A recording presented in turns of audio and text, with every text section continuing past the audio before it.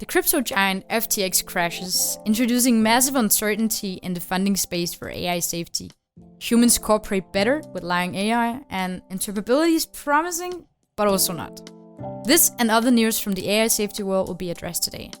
It is the 11th of November, and you're watching the ML and AI Safety Update.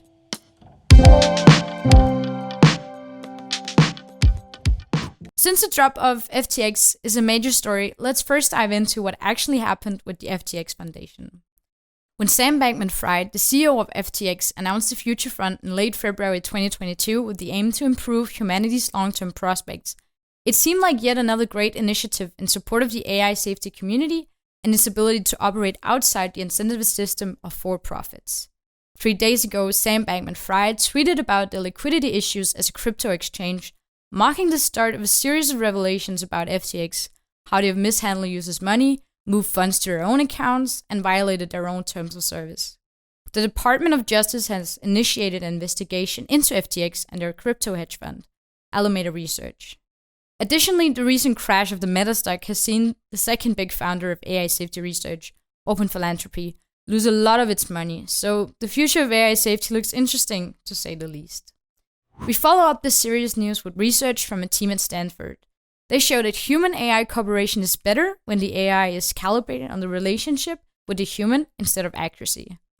The authors use AI to give decision-making advice to the participants and find that AI modulated to fit the human-AI interaction gives better performance overall compared to a maximally accurate AI system for the human-AI collaborative system.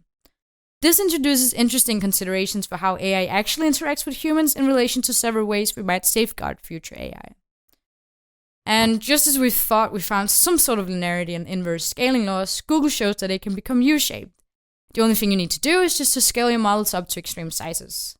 If this is true, it may disprove inverse scaling laws, and Google even goes to the degree of stating that this suggests that the term inverse scaling task is unspecified.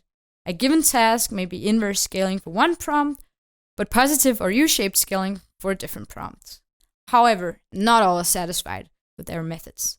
Ethan Paris calls the team out for deviating their inverse scaling law tests from the ones they described as replicating in the paper. Moving on, a wonderful piece of contemporary interpretability work in the wild has been conducted by Redwood Research. Using GPT-2 Small, they investigate indirect object identification, end-to-end, in terms of the internal parts of the circuit in a transformer, even evaluating the reliability of the model. What is so ingenious about interpretability work is not only that it really takes the task of interpretability research seriously, but it also shows how much valuable information proper interpretability research can find. The team managed to identify 26 attention heads grouped in 7 categories that comprise the indirect object classification circuit.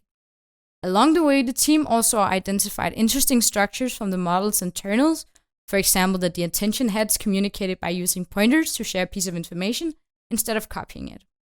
We really recommend that you check out this interpretability research paper.